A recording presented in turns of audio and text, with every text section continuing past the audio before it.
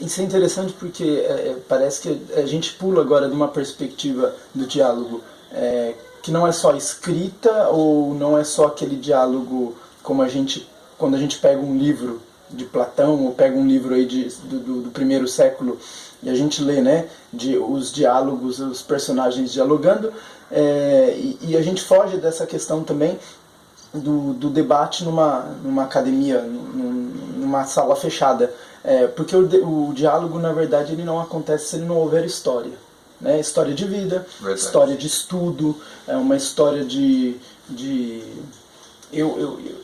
eu penso que o diálogo, se ele for homogêneo, se o diálogo for apenas um monólogo, ou seja, eu exponho a minha ideia, né? Vou dar um exemplo aqui, não sei nem se cabe, mas que nem quando a gente vai na igreja, a gente assiste um monólogo, correto? Sim. Só o líder tem a oportunidade, só ele tem a enxada na mão, uhum, para dizer assim,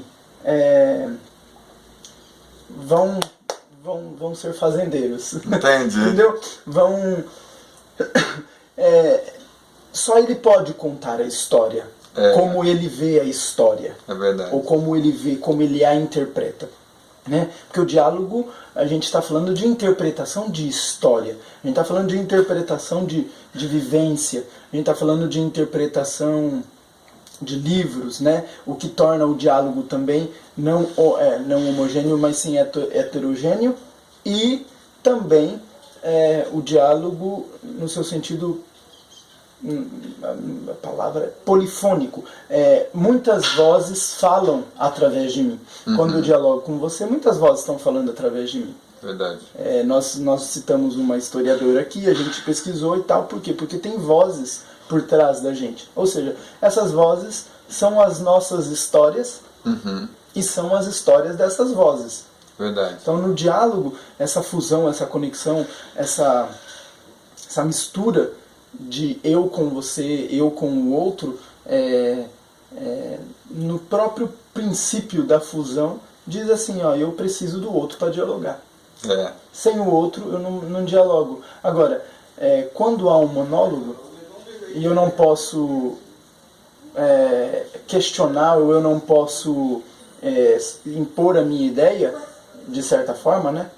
Não, aí complica, por quê? Porque a gente vai ser regido por apenas uma ideia. Uhum.